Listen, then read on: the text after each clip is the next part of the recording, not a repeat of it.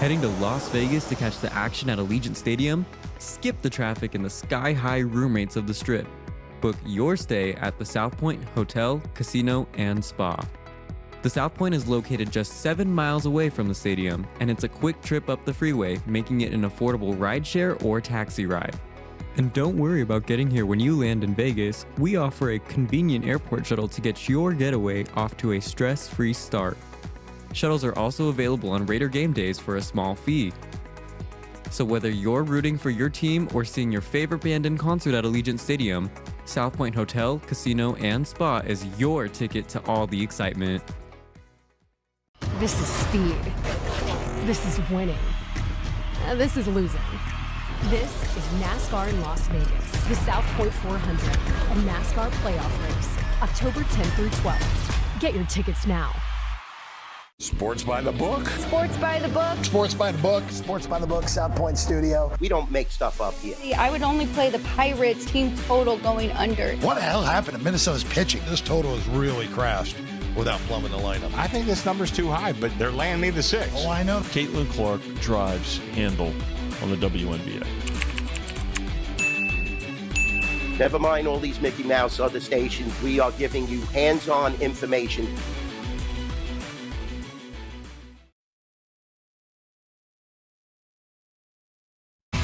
It's Sports by the Book at the South Point Studio. Here's Jeff Parles and Alex White. Good morning. Welcome in. It's Sports by the Book here at the South Point Studio. Jeff Parles, Alex White. We got a lot to get to today at about 10:30. Chris Andrews will be coming in then. So we'll see our buddy Chrissy Andrews 10:30 this morning. We'll get everything that happened behind the book this weekend. We'll get how they we'll get their all their pricing as well, how they got to it for the baseball playoffs, which will begin tomorrow in Cleveland. A sentence I don't think any of us would have expected to utter even just 10 days ago. But Alex, we got our 12 playoff teams. We got another full week of college football and another full week of the NFL with 2 games to go under our belt. Anything? Your team did not make the playoffs, Jeff, and they had the. You know, I had the over under of God getting mentioned at 3.5 minutes, so the under comes in easily. You know what? You reap what you sow, right? Like you have the second worst record in the NL for 3 months. You don't deserve to be there. And for the Reds, I mean, look, at 83 and 79 should not be good enough to get anybody in, and got them in. And good for the Reds. First time they're in a non-COVID related postseason in a decade, and good for them. They'll even if they get smoked by the Dodgers, no one expects anything out of them anyway in this series. So it's very different. How again the Mets had won yesterday and got smoked by the Dodgers. It'd still be looked at as a failure for the Reds. You get in here, it's great. Again, haven't been in the playoffs in a full season in over a decade. So. They'll get smoked by the Dodgers unless if Green puts together a great performance in game 1, and he could. So, hey, look, it's a baseball playoffs. The best 2 out of 3. We'll get to the pricing in a little bit. Anything can happen. Anything can happen in a best of 3 in any sport, and especially baseball when it's as crazy as this is. Hunter Green, Andrew Abbott. I was curious, too. Dodgers haven't seen Abbott yet, so maybe that could help a little. Dodgers going Snell, Yamamoto, and Ohtani. We'll get that sounds brutal. Yeah, but the way Dodger bullpen's still there. So, but we'll get all the pricing in a little bit. Ryan is cycling through what is going on at South Point. We'll give our thoughts on all 4 wild card series. Also, too, depends on the book.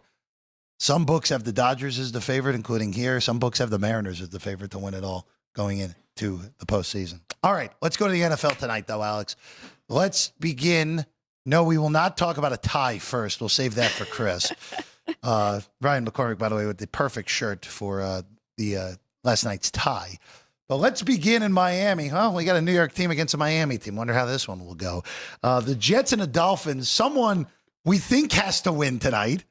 After last night, maybe not as much confidence in that sentiment there, Alex. This has been, for both of these teams, look, maybe we were a little bit high on the Jets going into the year, Alex. Like, they're a lot further off than I think either of us expected them to be going in. They just don't have the horses. Their secondary has been abysmal. Their defense as a whole has been abysmal through the first 3 weeks of the season. Miami, everything's been abysmal. Tua is playing the worst football of his NFL career through 3 weeks. The Miami defense has been an abomination. We saw a lot of 3. It's 2.5 with the Dolphins. Total's 44.5. Alex, I can't really tell you what's going to happen on the side in this game. I don't know. Both of these teams have looked awful. If you told me if it's going to be a blowout, that probably means Miami blew the Jets out. But who knows? I mean, the Dolphins are more than capable of putting together another stink bomb. I think the total's entirely too low. I think that's the biggest thing. Justin Fields returns after missing a week with a concussion. I have to imagine he's going to be somewhere in between what we saw in that disaster against Buffalo and arguably the best game of his NFL career against Pittsburgh in week 1. Yep. I like this game over. I understand we have to get into the mid-20s for both teams to get there, but both of these defenses have shown me absolutely nothing through the first 3 weeks. I'd only play over 44.5. I have no idea who's going to win this game. No clue. It's so tough. My numbers actually lean to an under here, but maybe I haven't adjusted enough and still waiting to see these defenses turn things around. I'm not dying to jump in and bet this game under, though. To your point, neither defense has really looked the part, but this could be the game. So this is a complete stay off for me. Numbers right there, sidewise, I think Miami should be 2.5 at home, and total, I'm going to stay off as well, because if you told me both offenses went back and forth and we had a shootout like last night, I'd believe you. But if you told me both defenses found some success here and actually could stop Tua, they've kind of got their run game going. The Jets have not. I think that's really been a struggle getting Breece Hall and company going in their run game. But I don't know. This is a pass for me. I can't fault you, though.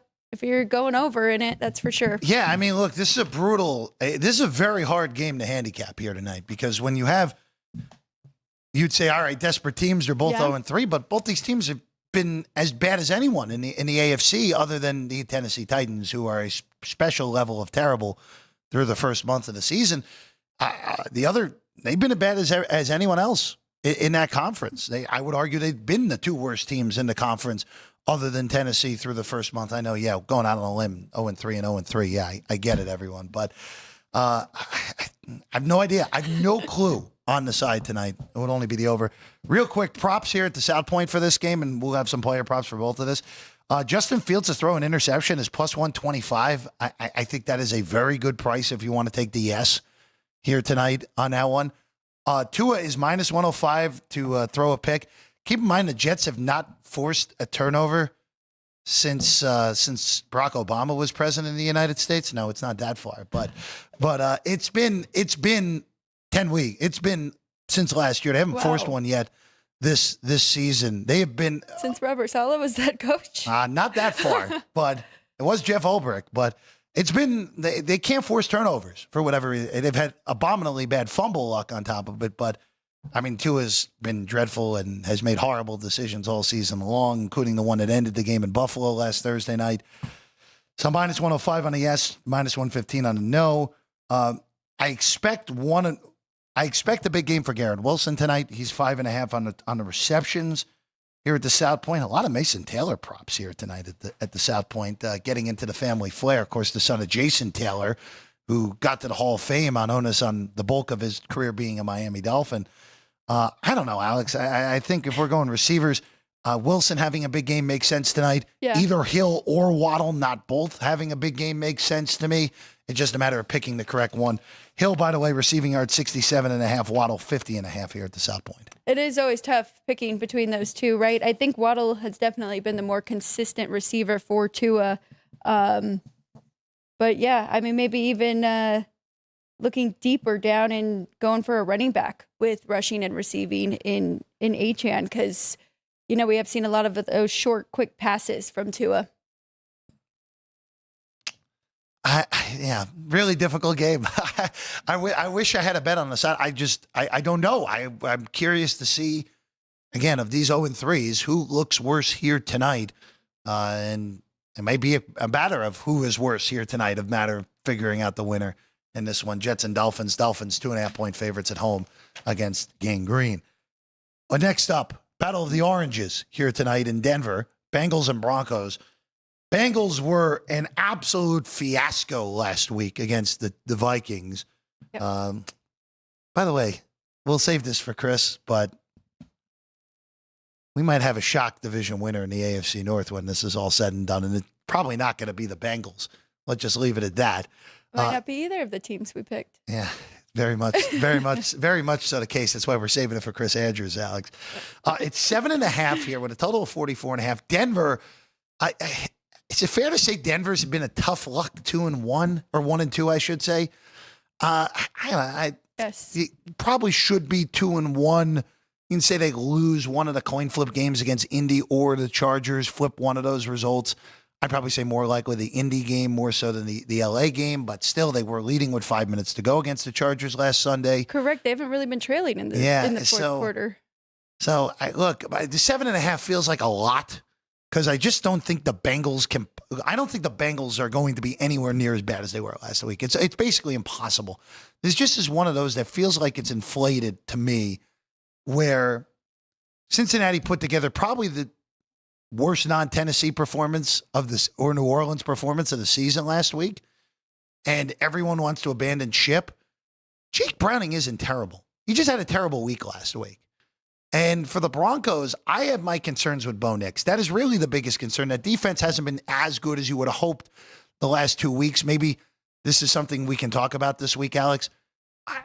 I feel like there are more pronounced home road splits in the NFL than we've seen in a while with a few teams. And I just wonder if Denver's going to be another one of those pronounced home road splits where Denver's defense did not play well on the road in either game, and they were awesome at home. Now, the only other caveat with that is they play Cam Ward and the Titans week 1. I think 7.5 is too steep. I would lean to Cincinnati taking the 7.5 points. I want nothing to do with that total. I could see this game being 28-21. I could see this game being 24-17. Wouldn't shock me one bit. Expect Denver to win, but I think Cincy plays within a touchdown. This is the one that I do think we're going to get some points. I do like the over at 44.5. I made it 48 between these two. Broncos have had their struggles on the defensive side, but you make a good point because 2 road games already, and then they have a tough schedule because they have 2 more road games after this one. So got to get right here against the Cincinnati Bengals team without Joe Burrow. So I lean to the other side. I actually made the Broncos 9. So it would be Broncos lay the points here at home. Like you said, 1-2, but could very easily be 2-1 or 3-0. And I also like the over. I do think the Bengals will make it interesting, though. I think Jake Browning is better than what we saw. I think Jamar Chase will have an opportunity here, can beat some one-on-one. So I'm expecting points, but at the end of it, I do think that the Broncos can cover this number. I just, for me tonight, more so than anything, I want to see Bo Nix play a full four quarters, turnover free. They're not playing a good defense tonight. There's no arguing that. Like, even though they've been a little bit better, since these defense is still bottom tier. Yes. I need to see it from Bo Nix. I need to see second half Bo Nix from last year, because the way the AFC has looked through the first month, look, Buffalo is in their own category right now. We can argue about how good they truly are. But as we've talked about, their schedule is a joke. Their division is weak. The Buffalo Bills, the AFC playoffs, barring a surprise, are going to go through Western New York this year, unless if Josh Allen were to get hurt, just because of the nature of what that schedule is and how weak the AFC East is. Well, and they've taken care of business. And they're 4-0. Yeah. They're 4-0. They won the game against Baltimore that they had no business winning. They've handled their business against 3 non-playoff teams the next 3 weeks. That gave them their best shot, all 3 of them? Well, the Jets didn't, but the other 2 did. Yeah. I mean, New Orleans was genuinely in that game yesterday, which I got to credit Kellen Moore for at least having them in that game. But for the rest of the AFC here, this thing is wide open. Baltimore's horrible 1-3 start has really brought a lot back to the field here. Well, actually, I'll include Houston in that. They're 1-3, also a team we expected to be a playoff caliber team, and they don't look close right now because of how bad their offensive line is. You like that sack yesterday where Jeffrey Simmons legitimately got to Stroud in half a second? That doesn't encapsulate the issues. I don't know what does. Right. Yes. But this conference is wide open. And look, the Chargers lost to the Giants yesterday. But more important, look, bad games happen in the NFL all the time. Dart played well enough. Giant defense was awesome. Yeah. But the Chargers lost Joe Alt yesterday. And we think it's a high ankle sprain, but if he's out a month, like that's a huge problem for the Chargers that had problems blocking yesterday, especially after Alt went out.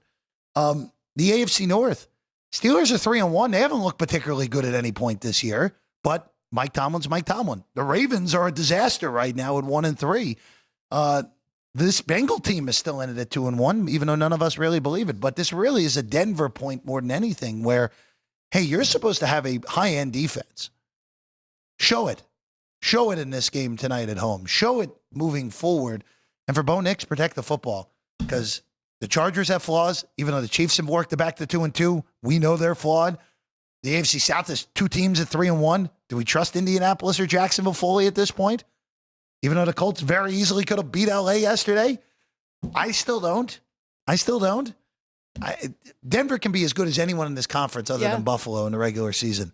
They haven't shown it through 3 weeks. I want to see it tonight, Alex. I think that's an excellent point. And I think Sean Payton's going to use all of those points tonight and really get his team fired up and ready to go here against the Bengals. So, yeah, this should be a good one, though.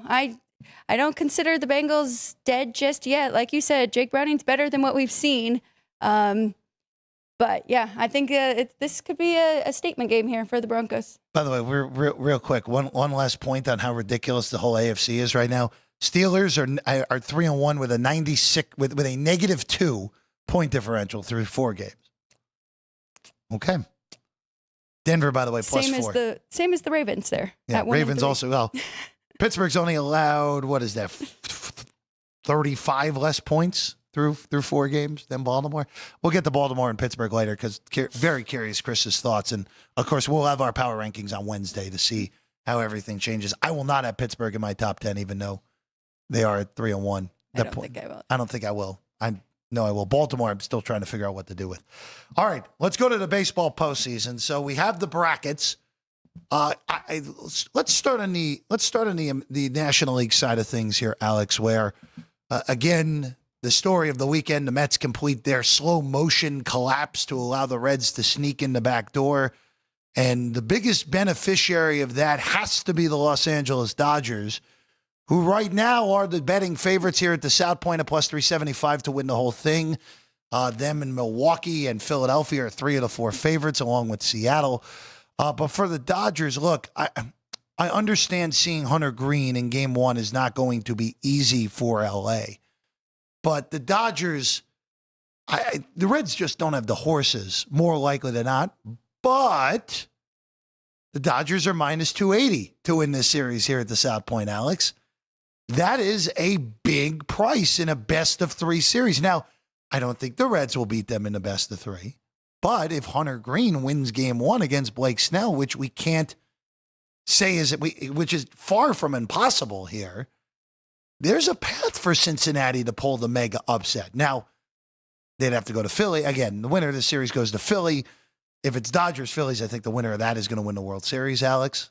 I think if it's Phillies-Reds, the Phillies have a great path to get to the World Series at that point and potentially win it. But there you go. I mean, Cincinnati is 15-1 to win the NL, being in the dance. That is as big of a price as you're ever going to see, period. I like the Dodgers to sweep. I'll just throw that out there. But, boy, that is a big, big price on Cincinnati at +240. What are the Dodgers right now to win the NL? That's +2. Now, that's interesting. They have the Dodgers favored to win it all, but not favorites to win the NL pennant right now. Very interesting. +240 here at the South Point. Brewers are 2-1 with the bye. I forgot I have a small ticket on the Reds to win the NL at 80-1. So I almost think I should jump in. Hey, you got good closing line value now. Right. But I think for this series in particular, I think you go game by game. Yeah. I think you take the Reds Game 1, see what kind of money line price you're going to get there with Hunter Green. I like what you said about they have no pressure. I mean, it's a celebration right now for them to get in, and now they got a shot to upset the Dodgers here. So I would definitely go game by game and jump in with that first game. Look, you won 83 games. You're not supposed to be here. And this would have gone for anyone who got that final NL wildcard spot. You're not supposed to be a postseason team with 83 wins. Just not. And there's no pressure. And it's weird for the Dodgers. You win the World Series, and you know what? You're right away in a series that if you lose, it's I don't want to say it's embarrassing, but it's pretty close for what the Dodgers did. By the way, the Reds would, in that circumstance, be responsible for payrolls 1 and 2 being out of the postseason before the division series if the Reds were to pull this off. By the way, real quick, Alex, pricing here on this game 1 here at the South Point is minus 190 and plus 170, which I think in a Snell versus Hunter Green game is a ridiculous price. So I would be with you. I don't mind taking the Reds in game 1 and then coming back on Dodgers game 2 and then rolling over your winnings from game 2 and taking them in game 3. Yeah. No, I could see the zigzag here. I cannot imagine a sweep here for the Dodgers. I think the Reds are gonna get one. If they got to get game 1. If they don't get game 1, it will be a sweep, but more than possible that they get game 1. All right, Cubs and Padres for the other series. Now, sounds like a good series here. Yeah, we kind of knew we were going to get this series for about 2.5 weeks. It was just a matter of who was going to have home field. The Cubs secured it. Just real quick on the Padres end of things, and this is my only concern going into this postseason for San Diego. Hembo, our guy Hembo at ESPN, who has been on this show before.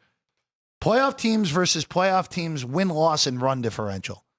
Just for posterity here, the Phillies had the best record and the second best run differential. Phillies were 31-20 with a plus 32 run differential against playoff teams. By the way, Dodgers had the best run differential, 32-24 with a plus 45. The Padres had the second worst record and the second worst run differential against playoff teams this year. 24-34, negative 47. So they were not competitive. Now, a lot of that is that they got smoked by the Dodgers this year, but the Padres were not competitive against playoff teams this season for the most part based off those numbers. Cubs, by the way, were 31-32 with a plus 32, as average as you can get, which is actually, all things considered, not terrible. That was the 6th best record for teams in the postseason against playoff teams. The Cade Horton injury is bad news for Chicago. Bad news. Because it goes from having Matt Boyd and Horton in game 1 and game 2, which I don't care if your lineup sets up well. I think it's a decided advantage to have high-end left-handed starting pitching in the postseason regardless. 2, we don't know who's starting these games yet in game 1 and game 2. We assume we'll see Boyd probably in game 2, maybe game 1. I was talking to Ryan before the show about this. Probably Colin Ray is what Ryan said for one of these games. And then you figure it out in game 3 because Imanaga had nothing when we saw him last on Thursday night. Yes. I understand the problems for San Diego against the good teams, but I see a plus price. And you know what? Unless if the Cubs throw Boyd in game 1 and win game 1 against Pivetta, this is going to be a really hard sell because the Padres are going to have the advantage starting-wise in every other game other than the Boyd game. And if it's Boyd Pivetta, that thing's a flip to me, Alex. I'm with you. I do like the Padres in this series. I mean, especially with the Horton injury, because not only will they have the starting pitcher advantage, they're going to have the bullpen advantage. And it's been a little rocky for the Cubs this last month as well. So I do think the Padres, that is a very interesting record coming into this against playoff teams. And it's very interesting because that is how the Dodgers played all year. They found a way to lose to bottom end teams and they'd get up for those series against the best teams. So I wonder if that's sustainable for them. But they seem to figure it out throughout the regular season. You know, it's super interesting for this series with San Diego, where the winner of this, by the way, gets Milwaukee, where, goodness, can you even imagine a Cubs-Brewers playoff series? I know we said it during the year, like the Padres might have to play the Dodgers in a wild card series. But boy, that would be for the Midwest an insane series if we got that. I don't think we're getting it. I do like the Padres for the NL series. This is the series price I'm more willing to take. And look, if the Cubs Cubs are a really good team. I haven't played their best the last 2 months, but they are still a high-end, really good baseball team. But boy, I just go back to that Horton injury. That's a killer in the way the nature of the baseball postseason lose the guy who was by the end of the season your best starter. Before the All-Star break, of course, the best offense in the league was Chicago, and kind of just fell off a little bit. But they were starting to hit again, and that's what they need. But so Pivetta, King, and probably Dylan Cease going. Yeah, I would imagine we'll see King still hasn't been himself, right? It'd be an interesting decision for game 2 for San Diego, but they got it lined up for Babetta, who's the guy you want getting the ball. Definitely. For sure, with the way he's pitched all year. All right, let's go to the American League side. Let's go to the Bronx first. The 4 and the 5. The Yankees and the Red Sox do it again in the postseason, and boy, what a series this should be. And Alex, I think this is the most mispriced series on the board. And I understand the Yankees have been awesome the last 45 games in a stretch where they could have very easily fallen out of the postseason. And they played well over 500. They ended up tied with Toronto. Credit the Blue Jays for handling their business the last weekend to hold on to the 1 seed in the division. But the Yankees have been awesome.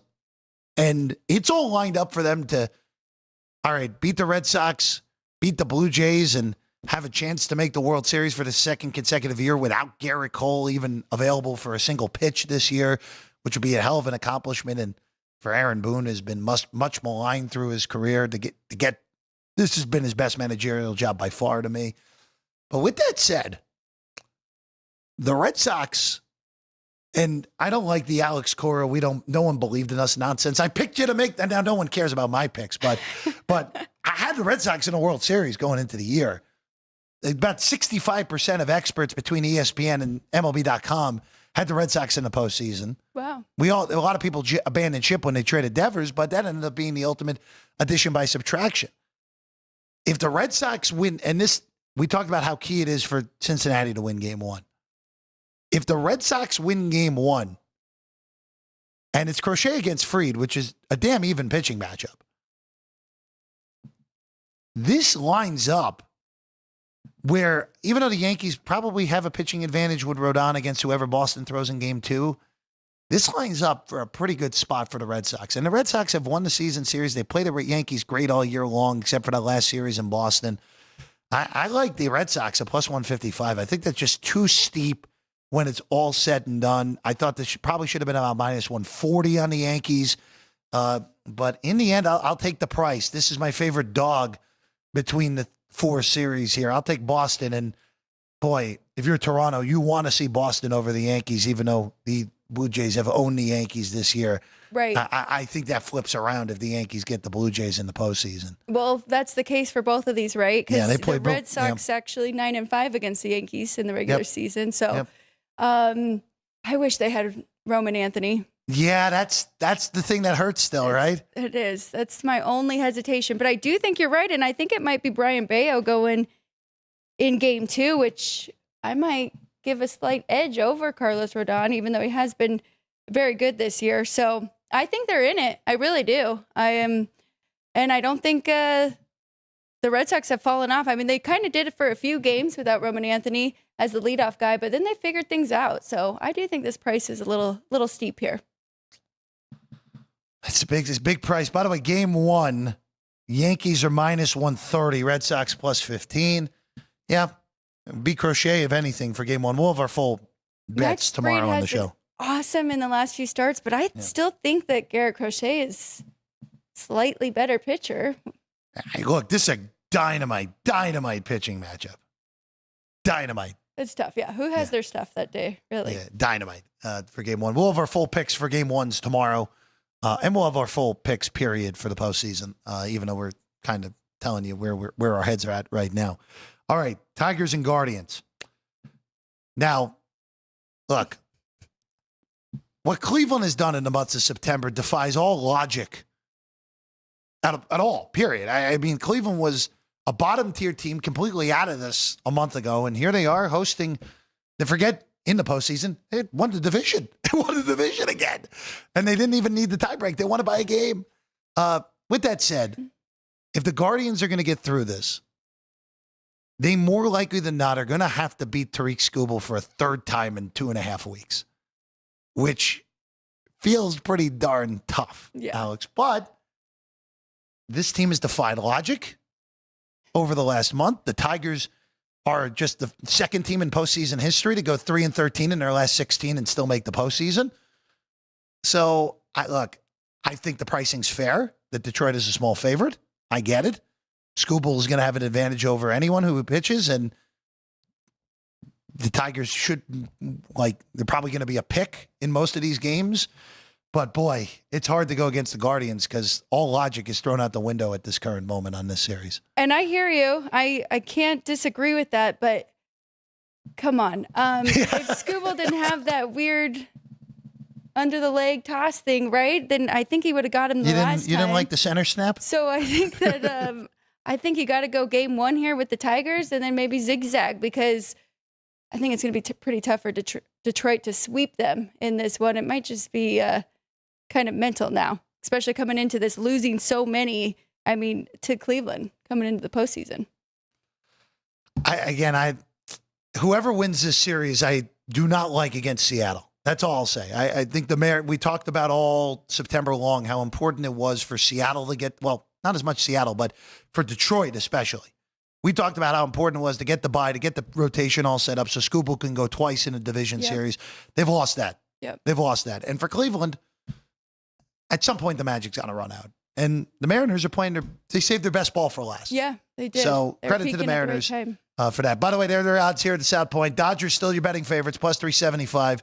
Brewers 4-1. Mariners shortest shot in the AL, plus 450. I like that Phillies number at plus 550. I like it. 11-2. Especially if the Dodgers get KO'd by the Reds. Oh, yeah. Their path gets significantly easier if that happens. And then Yankees at 6-1. Jays at plus 750. 8-1 on the Padres. Cubs at 15-1.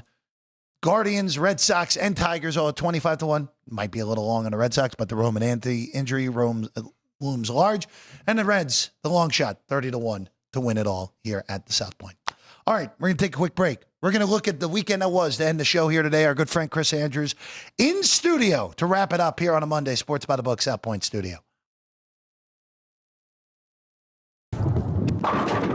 South Point Casino has plenty of attractions for the whole family. Catch a movie. Our 16-screen movie theater includes 2 XD Extreme screens for the ultimate in viewing, sound, and luxury. After the show, treat the family to a variety of treats at our old-fashioned ice cream parlor, Kate's Corner.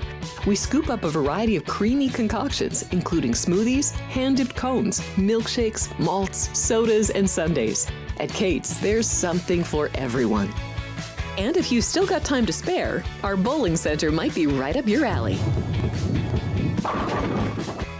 Voted Best of Las Vegas, it's a great place for friends and family fun. 64 lanes, a pro shop, snack bar, and arcade. And while the kids are bowling, you can play slots and sip on a drink in the Alley Cat Lounge while overlooking the lanes. For our more serious and professional bowlers, the South Point is also home to a separate tournament bowling plaza. This is speed. This is winning. This is losing. This is NASCAR in Las Vegas, the South Point 400, a NASCAR playoff race, October 10th through 12th. Get your tickets now. Sports by the book. Sports by the book. Sports by the Book. Sports by the Book, South Point Studio. We don't make stuff up here. I would only play the Pirates team total going under. What the hell happened to Minnesota's pitching? This total is really crashed without plumbing the lineup. I think this number's too high, but they're landing me the 6. Oh, I know. Caitlin Clark drives handle on the WNBA. Never mind all these Mickey Mouse other stations. We are giving you hands-on information.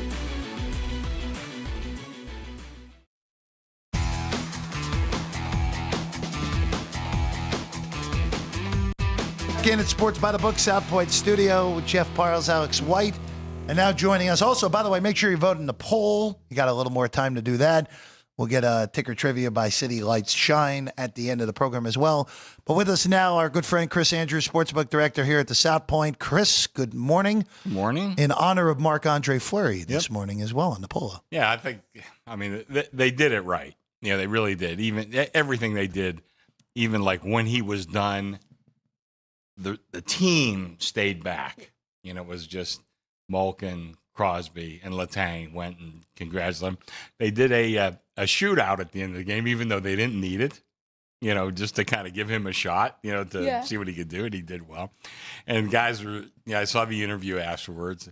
You think you're going to come back this year? You know, if somebody needs you, you know, around halfway through, he says, my hips hurt already. I'm playing one period, so he's not going to come back. But it was a great send-off for really just a great, great goaltender. And, you know, at the time I wasn't upset when they got rid of him. You know, he came here to Las Vegas. But I think looking back, they made a big mistake. In Las Vegas, when I came to the Las Vegas Penguin game when he started, and Vegas won 1-0. He, of course, was the number one star. I had tears rolling down my cheeks. You know, it was just such a great experience, really. He'll go into Toronto one day. Oh, yeah. For sure. Then he'll be wearing black and yellow at Pittsburgh. Yes, he will. No black doubt and about gold. that. Yeah. Black and gold. Okay. We call it gold. Don't listen to Wiz Khalifa. It's black and gold.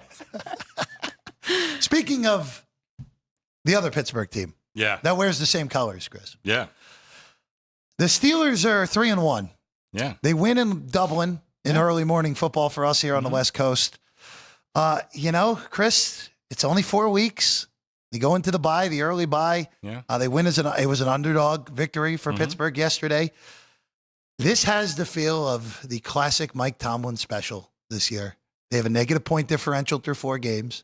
They're 3-1. Yeah. They're 3-0 in 1-score games.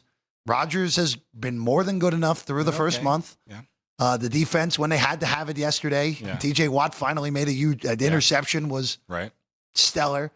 But Chris, with the problems that Baltimore has through the first month, and we'll get to them, the Browns are the Browns, and the Bengals don't have Joe Burrow. The path is open, my friend. Oh, yeah. Yeah. First of all, let's talk about the Steelers. They're still not protecting Rodgers well. You know, and I said numerous times, the key to this Steelers season has been the offensive line. They're still not protecting Rodgers well. However, they ran the ball really well yesterday. So maybe some of that is kind of coming to pass. Like I said, that they've invested a lot of draft capital. They have guys individually who look very, very good on that offensive line, but they haven't performed well. But they did perform well yesterday, certainly running the football. We'll see if that's the tip-off of things to come. Defense, too. I didn't have that many questions about the defense, even though they played horribly the first 3 games. They played well yesterday. Not great, but they played well. I think that defense will come together. I think that'll be fine. You know, the big question still is that offensive line. But, Jeff, you said it. A lot of question marks in that division, lots of them. And, you know, then you talk about Lamar Jackson's hurt. He got that the hammy. The hammy. Besides that, there's some problems. That defense is just, I mean, we could keep making excuses. They played 3 of the best offenses in the league.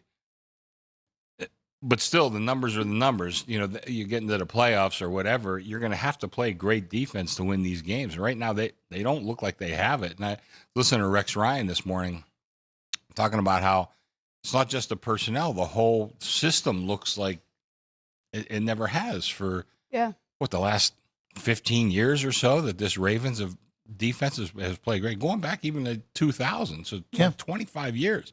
Been a great defense, but it's not right now. Well, it's interesting because remember last year at the beginning of the year, we like Mike McDonald goes to Seattle and Zach Orr takes over as the defensive coordinator, and they got off to a really slow start, period. It doesn't feel as slow as this, but got off to that really slow start last year. They started 0-2. They almost blew that ridiculous game against Dallas last year in week 3. But that defense is not, there's too much talent on that defense, and I understand there's injuries. There's too much talent on that defense to look as bad as they have. And I don't care that you played Buffalo. I don't care that you played Detroit. The Chiefs, through 3 weeks, looked like an average offense. Now, they got Worthy back yesterday, and that sure helped. But, but that looked like old school Kansas City yesterday. And, Kansas City much better with Worthy. But I thought that had more to do with Baltimore's defense than anything yesterday. And the Ravens are 1-3. 1-3, Chris. They've dug themselves a pretty good hole. And, you know, as great as they've been over the last, couple decades, Pittsburgh's kind of had their number. Even though Pittsburgh was nowhere near as good as Baltimore, they usually wind up with a split at worst between the two teams. And, of course, we don't know what's going to happen this year. There's a lot of question marks out there. But right now, Pittsburgh fans were very fatalistic. We're thinking, but I'm on a thread with guys. I don't know. We're starting to maybe get a little optimistic here that could work in our favor. So, by the way, all things. I was 2-1 in the pros yesterday. My one loss, I had the Ravens. I like the Ravens. Which was I like the Ravens, but it was more a bet against Kansas City. I thought Kansas City looked good. And full disclosure, I was 4-3 in the colleges. So overall, 6-4, which isn't bad if you're betting. If you're in a contest, that ain't so great. Let me just tell you right now. So Right. To me, Baltimore looks like a lot of individuals. They don't look like a team right now, and it looks like a lot of finger pointing. So we'll see if they can get it fixed, but it doesn't look great right now for the start. Speaking of the other Pittsburgh, did you have the college Pittsburgh team in your contest? no, Because I Jeff did and I not. were talking about that No. brutal loss for us this Doozy weekend. again. But I'm on a thread now. I'm not a Pitt fan. Yeah. But I'm on the thread with all these Pitt fans, and they were strutting pretty good when it was 17-0. It was 17-0. I was hearing a lot. We needed Louisville, so I wasn't Wasn't a bad upset. result for I you. was okay, and then it spared me the agony of hearing what they had to say. The Pitt fans had to say to us Penn State fans after the Oregon game. So, all in all, that worked out okay for me. Sorry, Jeff. And you. It was Alex. both of us. It was both of us. Sorry, guys. It was both of us. No, it's classic Narduzzi. But we'll circle back to the college in a second because I have a few questions on the college end that we'll get to in a little bit. Week. It sure was. But I want to go to the Chargers and the Giants real quick. Okay. Giants get their first win. Jackson Dart was good enough. Not great, but he was good enough. But we talked about this over the last few years. The Joe Alt injury, high ankle sprain is the report as of right now, could be as much as 4 to 6 weeks. They're already down Rashawn Slater. We've talked about cluster injuries on the offensive line being one of the things that can really screw up a team. Right. We saw it yesterday. As soon as Alt went out of the game, they couldn't block yesterday, and the Chargers lose to a team that, even though the Giants are 0-3 and desperate and Dart played well, the Chargers had no business losing that game, and they did in part because of the injury to Alt. Yeah, I lowered my power rating on the Chargers a point. Okay. I don't want to go overboard because I know between Roman and Harbaugh, the two offensive coaches, they've had their success. So I don't want to go crazy. But you have to, I know what I saw too, and their offensive line did not protect Herbert that well. And now let's remember too, we talked about this in the preseason, the Giants have the potential to be a great defensive line. Yes. So playing poorly against that defensive line doesn't necessarily project over the rest of the season. But we'll see. I mean, they definitely have some problems. We'll see if they could deal with them. Injury on the other side as well with Malik Neighbors being out for the year. Out for the season now. Yeah. Jeez. Brutal. Yeah. Especially after, he was excited. Jackson Dart, first start, try something new, see what they get with their offense. And you could see Neighbors was very frustrated with Russell Wilson, so he had a bounce in his step with Dart in there. But, unfortunately, and he's such a big key to that offense. I want to go to a game that kind of did not get a lot of attention going into this weekend, but ended up being one of the better games of the day, and that was Jacksonville and San Francisco. That's a really good win for the Jags, 26-21. And this morning at this press conference, Kyle Shanahan said Brock Purdy had soreness this morning. Yeah. The Niners have to play the Rams on Thursday night this week. Not money shown on the Rams. Yeah, and Chris, I just wonder where the Niners were 3-0. Yeah, Mac Jones played well enough. Yeah, I just wonder if this was just a really just lack of forward thinking here by the Niners to bring Purdy back. And you saw it in the effort yesterday. He was out of sorts. He was making bad decisions. The fumble at the end it cost him the game completely. I just wonder if this has long-term ramifications for the 49ers, that Purdy may have come back before he was ready here. I don't want to say anything about long-term ramifications, but you could see he was not in sync with the receivers yesterday either. Listen, I'm not the coach. I'm not there every day watching practice. I probably would have, in hindsight, I would have kept him out. Well, don't forget, Mac Jones was questionable too, and was just cleared yesterday to be his backup. Sure, still, that's another part of it. So I think he still would rather have the backup playing questionable than rushing my starter. Yeah, back. Well, and then they have it. Regardless of how he looked yesterday, this was going to be a tough game on Thursday, coming back after a short, with a short week. I think the Rams, and we'll get to the Rams probably later. I thought they looked good. Yep. But let's talk about Jacksonville. I told you I've been working on some defensive statistics this year. Jacksonville looks like the cream of the crop. Now, they've had a very easy schedule, even yesterday playing an injured quarterback. So you have to take that into account. But the numbers are the numbers. They look extremely good for Jacksonville. Like I said, let's not jump. We're less than a quarter of the way through the season. So let's not jump ahead too much. But sometimes you get that early momentum, and it could carry you through. That early belief in yourself more than momentum. So I think right now Jacksonville is a team to watch. Still not high on Lawrence, but your defense.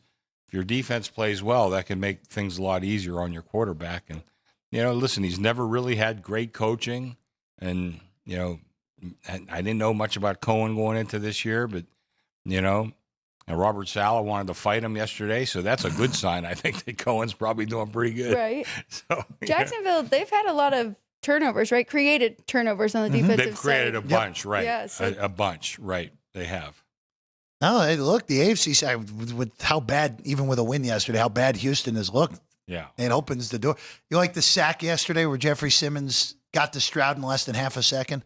It's very impressive. I hardly watched that game. I can't blame you. I picked Tennessee was one of my picks, Houston was one of my picks, which was a bet against Tennessee, not so much on Houston.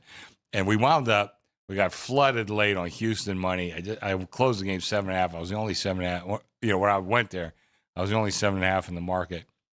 Couldn't get anybody to bite on Tennessee. I tweeted it out later last night. How can Callahan keep his job? He's not just been terrible with wins and losses. He's terrible against the spread, too. Yeah. You guys probably have that statistic better than I do. But this team shows no improvement. First-year coach, they were terrible last year. But this year, I just don't see anything. I don't see a pathway where this guy is showing any improvement in the team. Gets shut out against a very mediocre Houston team. Yeah. I don't know. I think, the time may be here for him to go. Feel bad for Ward because I know. His numbers through 4 weeks have been significantly worse than Will Levis's were a year ago, God. which is not a good sign. Yeah, but the word in preseason was how good he looked in practice and everything else. I mean, we really expected some good things, which is why I probably overrated him in my I don't want to go crazy. I still had him like the third worst team in the NFL. But now I got him significantly the worst. By the way, Callahan, 3-18 ATS. 3-18? Wow. I mean, see, essentially impossible in the NFL. Right. You should be right around 500. At worst, you're 45%. Yeah, you're getting points every week, and you can't come within the number. 3-18. 3-18. 3-18. That's despicable. Horrible. You mentioned the Rams. Yeah. What a great game that ended was up a being. terrific And game, I can't believe I'm saying this.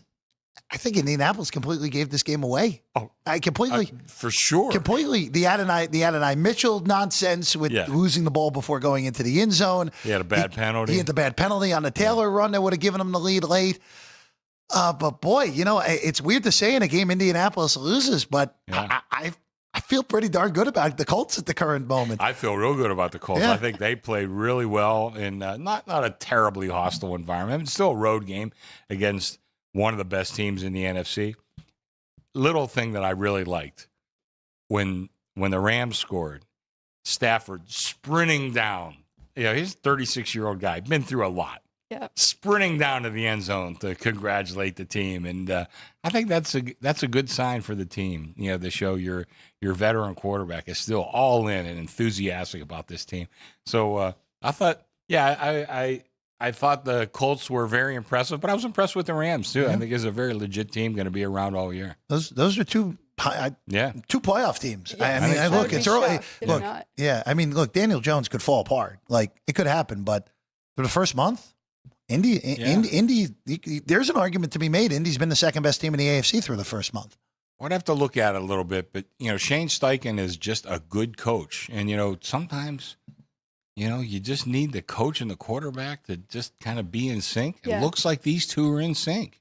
And don't forget, and you brought it up on Football Frenzy, Jonathan Taylor is a high-end, great running back that's in the conversation with Saquon and Derrick Henry. So I don't think I was the one that brought it up, but I'm agreeing with you. I think you said on Friday, though, you liked him and what you saw from him and Jones getting going in the offense. But maybe I did. I don't know. I can't remember a lot of things, Alex. Don't worry. Yeah, Colts, by the way, get the Raiders this weekend, who found a way. Money showing on the Colts, by the way. Too. I asked Ryan when I walked in, how did the Bears manage to win that game? It just the get completely. I know Gino turned it over 3 times, but Genty looks like he did at Boise State. Yeah, get completely outgained. Crosby looked unbelievable. Crosby was awesome, and the Bears still found a way. Unbelievable. Yeah. Well, I mean, this guy what was he, like a 6th round draft choice? You're late. Yeah, Eastern Michigan. Yeah, I mean, you could see how he was overlooked, but man, since he had his opportunity in the NFL. I mean, he's definitely one of the best defensive players in the whole league. Chris, any thoughts on the tie last night? 40-40 with the Packers and the Cowboys. By the way, not surprisingly, scorigami on 40-40. Oh, is that right? Yes, scorigami. Second highest scoring tie game in NFL history. I think I remember. Yeah. The Steelers and Denver was 35-35, and this was before Bradshaw earned the starting nod. It was Joe Gilliam was the quarterback for that Steeler team. And I got to tell you, it's Joe Gilliam.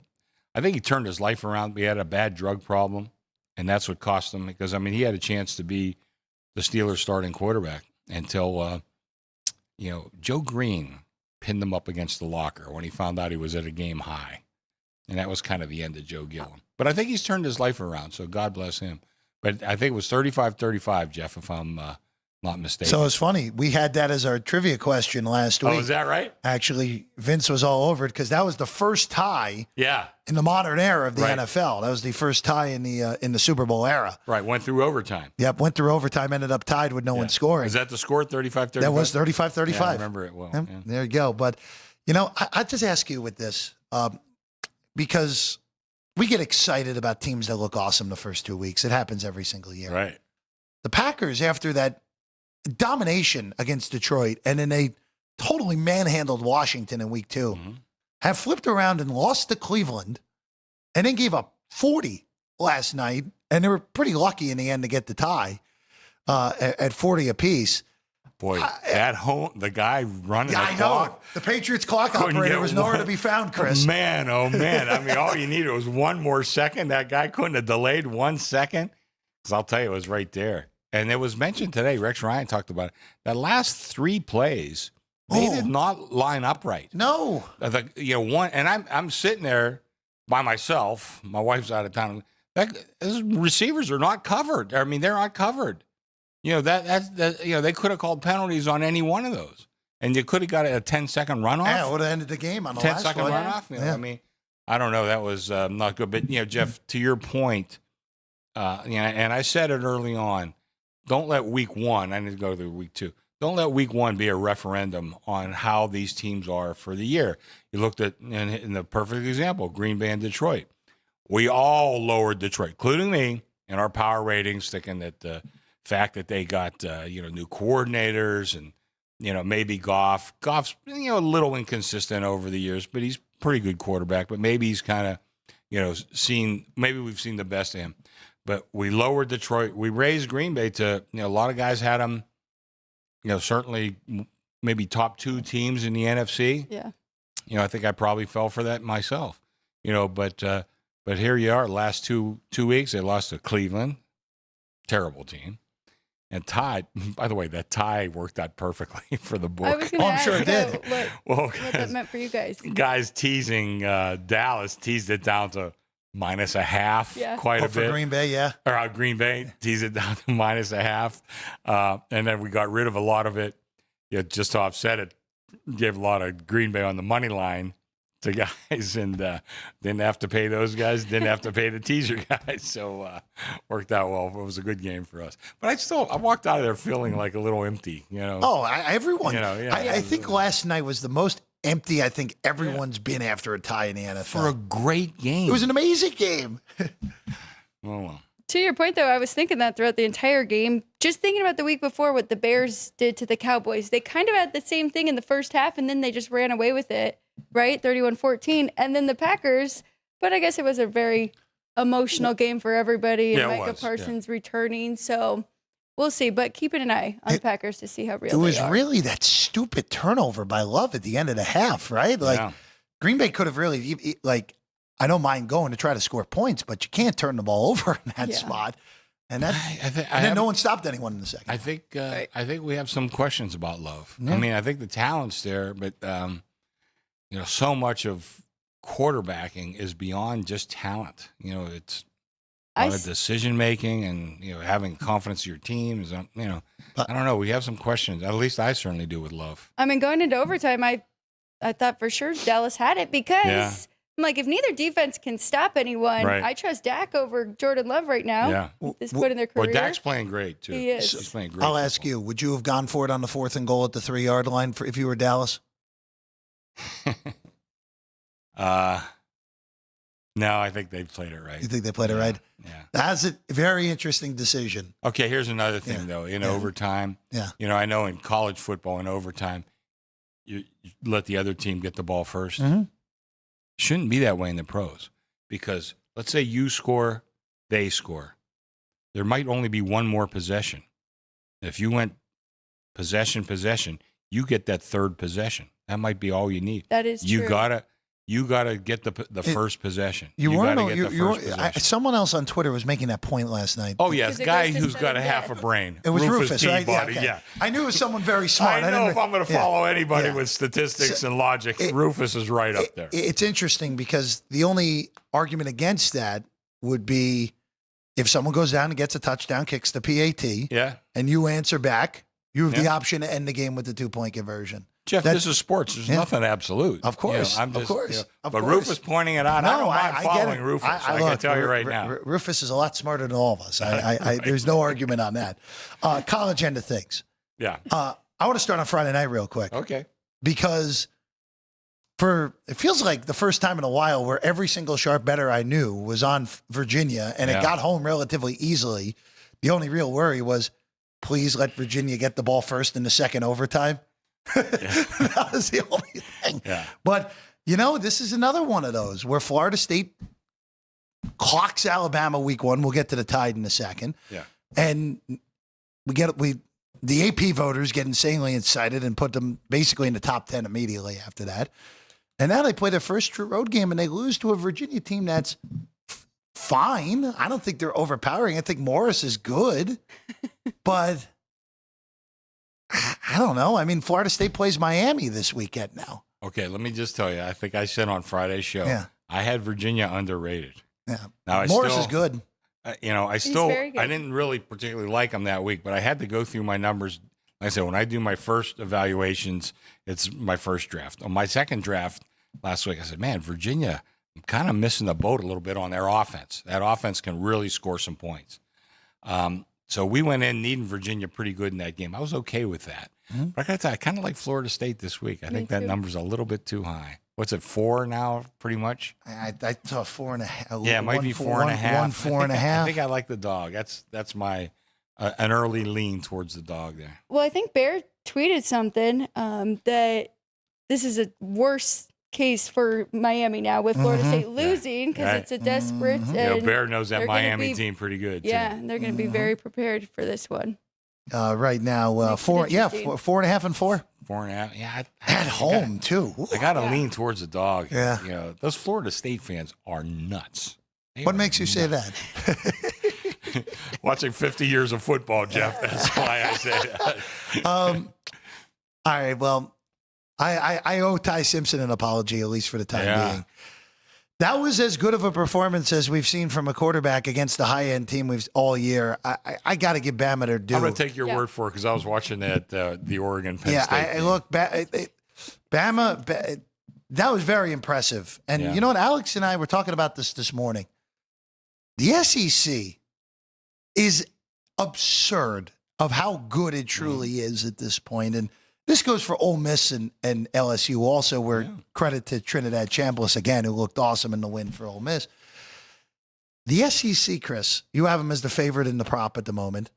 Going through it, I think there's a legitimate argument to be had that 14 of the 16, Arkansas and Kentucky at this point, any given Saturday at this point, 14 of the 16 teams are capable of beating anyone in that league. And that's very rare in this day and age of college athletics. It's almost like an NFL schedule. Yeah. I mean, like I said, teams are going to come out of there with 2 losses, And you're going to think, man, they could easily be the best team in the country. Yeah. We already got Alabama with 1 loss. Yeah, I mean, they exactly. can't lose to, I mean, I don't know who else is on their schedule. They can't lose to Mississippi. I mean, they might lose this week to Vanderbilt. They're only 10-point favorite at home against Vanderbilt. I don't know that I've ever seen that in my life, even during like the David Shula years and stuff like that. They were still more than a 10-point favorite over Vandy. But, yeah, so I mean, 10-point dogs win outright every week if you watch college football. But, Jeff, you look at, LSU, Mississippi. South Carolina is capable of jumping up. And they've been pretty inconsistent. Your outfit, Missouri, very, very good. Who am I missing? There's a lot. Tennessee. Mississippi State could have beat them all over of a the sudden weekend. is way better than we thought. Yeah. A&M has 2 big wins. A&M. Oh, my God. We haven't even mentioned Texas yet, We by the haven't way. mentioned Oklahoma. We haven't mentioned Oklahoma. I mean, it's loaded this year. This is a great conference. And, boy, I don't know who's going to come out of it. I really don't. All right. Well, give us your thoughts on the Big Ten then, because Ohio State and Oregon kind of separated themselves, right? But then I guess Indiana, you kind of were they already ahead of Penn State last week for you? Okay, you had Indiana ahead of them, I think. I had listen, you change it every second. Well, now, right? yeah, but people were asking me. Said it on the show. I liked when they kicked off, I'm rooting for Penn State. Believe me. But I liked Oregon in the game. I thought Oregon should have been a very slight favorite. And people were telling me, oh, no, Penn State's been playing possum their first couple of games. That's total bullshit. You're not playing possum out there. You're going out there. They were not executing that offense properly. And, first 3.5 quarters, they didn't execute the offense properly again. And then finally, Aller got hot late, and they played extremely well down the stretch. God bless them. He made a terrible, terrible decision in overtime. That interception. There was 3 guys from Oregon there. That was a terrible pass. Horrible throw. But I think Oregon right now. I have to look, but I have Oregon and Ohio State 1-2 in my power ratings. They're I think they're the 2 best teams, but somebody's going to knock off somebody in that division, in that league. I was going to say Ohio State low key. That was an impressive win against Washington because Washington had done. And now, granted, the Huskies hadn't played anyone who was any good. Well, I picked Washington too, and that was a pretty sharp position. A lot of sharps were on Washington, and it made sense. Weird road trip, tough place to play, very tough. Good coach on the other side in Fish. Yeah. Yep. And Ohio State, as soon as Ohio State got the lead at the end of the first half, it's like, okay, we're probably in trouble here with our Washington bets. And also, Chris, it's pretty good that the thing for Ohio State that really separated them, a running back named Bo Jackson, who's by the way, his full name is Lamar Jackson and goes by Bo. You know what? I saw pretty that. good, Yeah. named after the best college running back ever, basically, and Bo Jackson and Lamar, who's pretty darn good himself. Yeah, I think the thing that I was most impressed with Ohio State was the offensive line. Yeah, really controlled that game, and they. It's not always posting these big numbers. The object is to win football games. Yep. And they went up there. They had a great plan. They executed it really well, and they won that game. I could see, listen, there's always a miracle that could happen. The back door is open at times for dogs that don't deserve to get the dough, but this was going to be awful tough because that Ohio State offensive line really controlled the game. And Bo Jackson, Lamar Jackson, incredible. Whatever you want to call him. Yeah. I mean, they did great. They did what they had to do to win the game. They didn't post any great numbers or anything like that, but they won that game in a tough spot. I think that's important, though, right? And they know they have a defense that can stop. I mean, even an offense like Washington that we've seen, who is a good quarterback on the other side, too, but. So they didn't put Julian Sain in any bad spots, right? They're letting their offense develop throughout the season. Yeah. Well, that was another thing I thought the back door was going to be wide open with a really good Washington offense that could score, and we've seen garbage touchdowns, a million times that get the dough, and it just never had the opportunity to do that here. One last thing, Chris, on the Ohio State Buckeyes. Ryan Day is now 74-10. If he beats Minnesota this upcoming weekend, which they are sure expected to, his win percentage will pass Newt Rockney's. Really? Which would be the best in college football history once Day hits 10 years. Yeah, wow. Somehow he's lost 3 straight to I was Michigan. going to say, his job's still on the line the day after Thanksgiving, or the week after Thanksgiving. Incredible. All right, Chris, any other notes for tonight or the baseball postseason coming ahead? Any notes on either of those? I've really, I've been working on colleges, and I'm just starting to tear apart the pros. I really let my crew. I got a couple really good people that I'm kind of letting handle the baseball. And we're in pretty good position.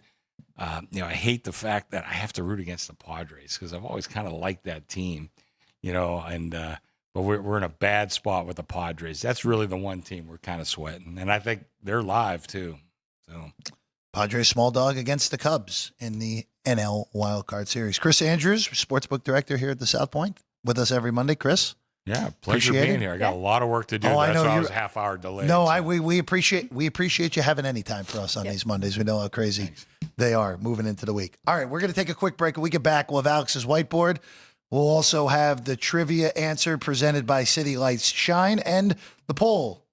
What did the pollsters do today when we get back? Sports by the Book, South Point Studio. If you're celebrating a special occasion or just love fine dining, you're in the right place. Come experience the crown jewel of South Point restaurants, Michael's Gourmet Room. Welcome. With over 600 different types of wines and magnificent dishes prepared tableside, you'll revel in the rich classic Vegas decor and the best black tie service in the world. This intimate gourmet room has earned accolades galore. Come to Michael's Gourmet Room for an unforgettable dining experience. Another famous restaurant is the Silverado Steakhouse, where you'll find the charm and service that discerning patrons require. From top quality steaks and chops to fresh seafood and desserts, you'll love the award-winning wine list and menu at Silverado Steakhouse.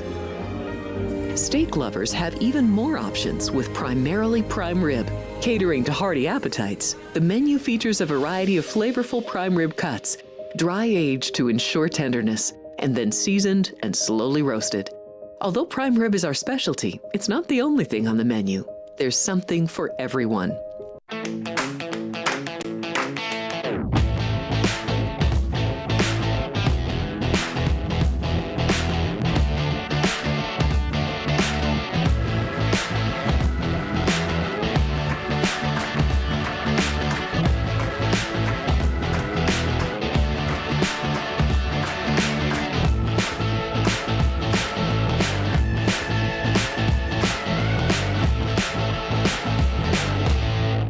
This is speed. This is winning.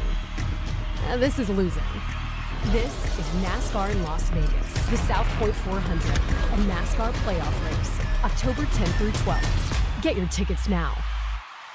Sports by the book. Sports by the book. Sports by the Book. Sports by the Book, South Point Studio. We don't make stuff up here. I would only play the Pirates team total going under. What the hell happened to Minnesota's pitching? This total has really crashed without plumbing the lineup. I think this number's too high, but they're laying me the 6. Oh, I know. Caitlin Clark drives handle on the WNBA. Never mind all these Mickey Mouse other stations. We are giving you hands-on information.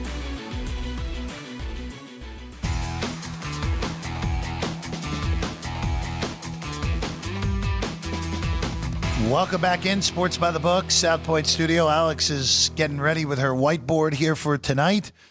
And while she does, we'll get you the ticker trivia answer. Of course, ticker trivia always presented by City Lights Shine. All available here at the South Point. Get your bottle today. Baseball question. This date, 1954, one of the most famous plays in Major League Baseball history happened. Say Hey Kid, Willie Mays, made the catch in Game 1 of the World Series against, at the time, the Cleveland Indians. Who was the one who hit the ball? And that, of course, was Vic Wertz, the power-hitting first baseman for the Cleveland team at the time.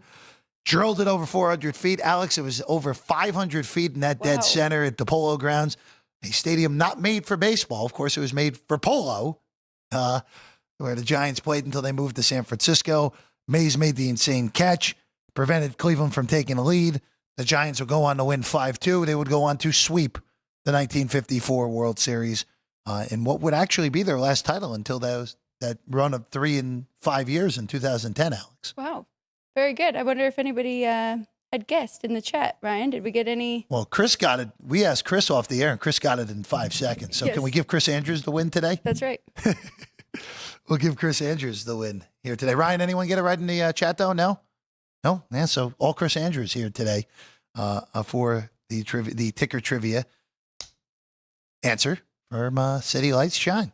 All right, Alex, I'll ask you this. For the poll today, receptions. Which player will most likely go over the reception total prop tonight? They're all 5.5. There's all number 1 wide receivers. Cortland Sutton, Garrett Wilson, Jamar Chase, and Tyreek Hill. Ooh. Who would you vote for of those 4?